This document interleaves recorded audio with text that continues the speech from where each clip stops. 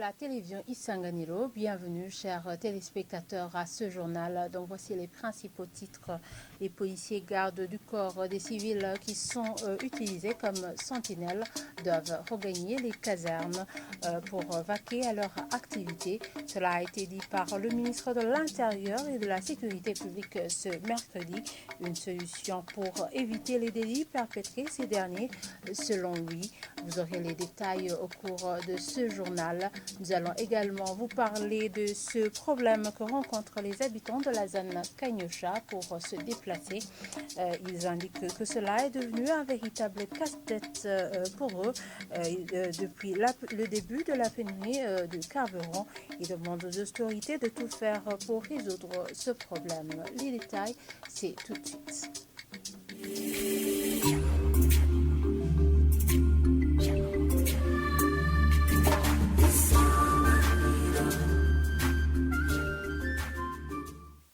Encore une fois, bienvenue, chers téléspectateurs, à ce journal.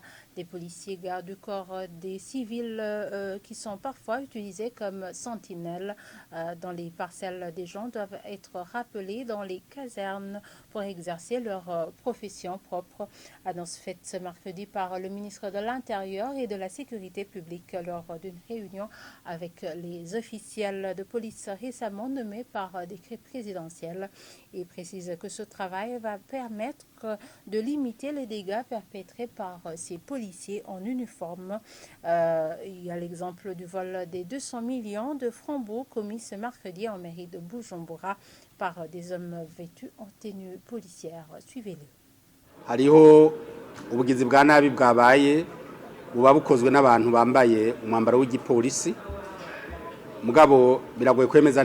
Un vol a été perpétré par des malfaiteurs en tenue policière. Mais il serait difficile pour le moment d'affirmer que ces personnes font partie du corps de sécurité. Nous devons comprendre que nous sommes passés par des temps difficiles depuis 2015. Nous savons qu'il y a eu du matériel policier et des tenues qui ont été éparpillées ici et là. C'est pas à dire donc que la police ne fait rien. Nous nous sommes fixés l'objectif de rappeler tous les policiers qui sont derrière des personnes civiles comme gardes du corps.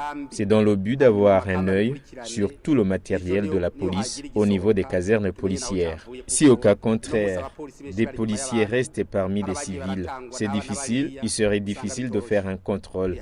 L'objectif est donc de suspendre toute affectation des policiers dans les tâches d'assurer la sécurité des civils et de rappeler progressivement ceux qui exercent ce travail pour qu'ils retournent dans leurs fonctions policières pour lesquelles ils ont été formés.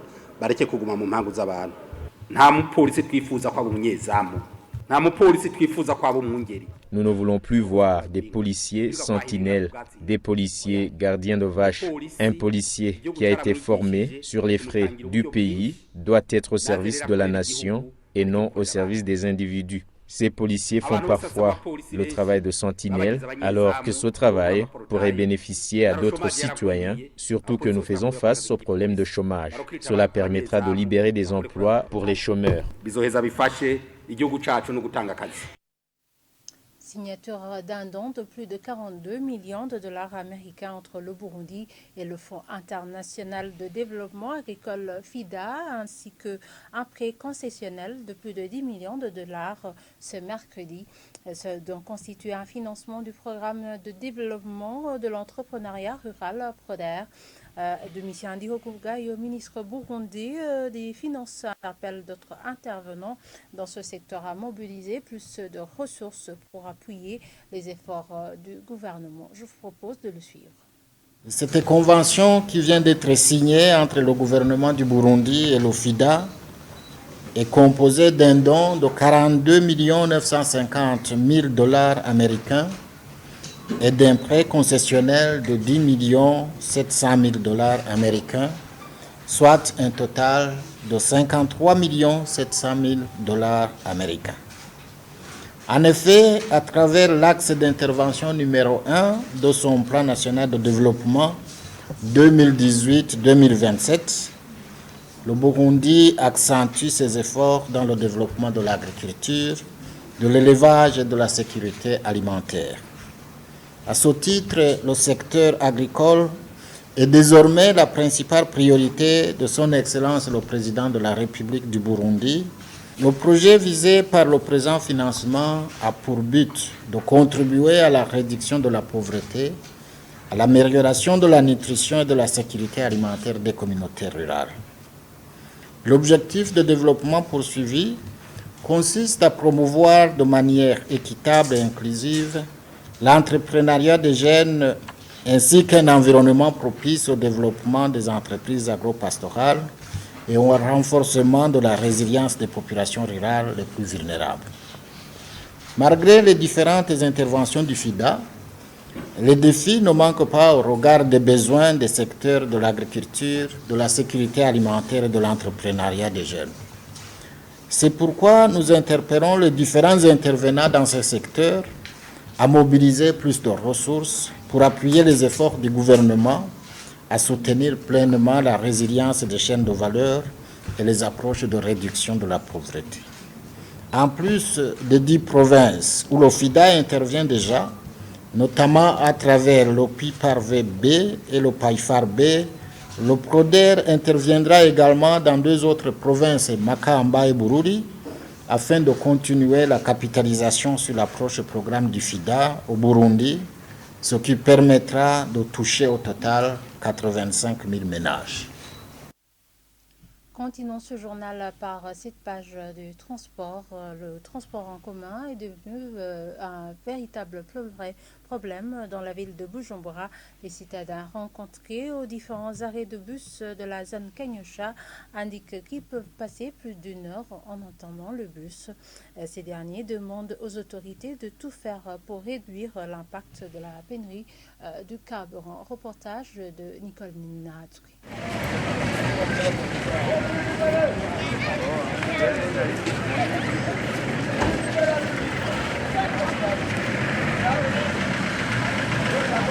Il est 6 heures du matin, à l'arrêt de bus situé au 12e avenue. Le transport en commun est devenu un calvaire. Avant la pénurie du carburant, les gens pouvaient facilement se rendre au travail le matin, mais aujourd'hui, la situation devient alarmante, comme l'indiquent ces citadins qui viennent de passer plus d'1 heure à l'arrêt de bus situé au petit séminaire de Kanyosha. Depuis 6 heures, j'étais ici. Il y a d'autres qui sont arrivés à 5 heures. J'ai dû marcher à pied de Nyabugete jusqu'ici au petit séminaire. Je commence à sentir des douleurs au niveau des côtes.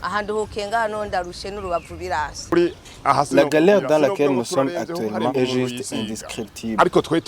Ces citadins dénoncent aussi le comportement de certains conducteurs de transport en commun qui fixent les prix comme bon leur semble. Avant, on payait 650 francs par personne dans les bus en direction de Kamessa. Actuellement, le conducteur nous exige 1000 francs. Pour les prix de transport en taxi-voiture, c'est pire.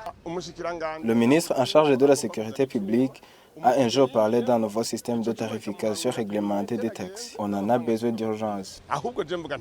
Selon ces habitants de la ville de Bujumbura, la situation ne fait que s'empirer et ils ajoutent que l'État burundais devrait tout faire pour gérer cette situation qu'ils jugent catastrophique.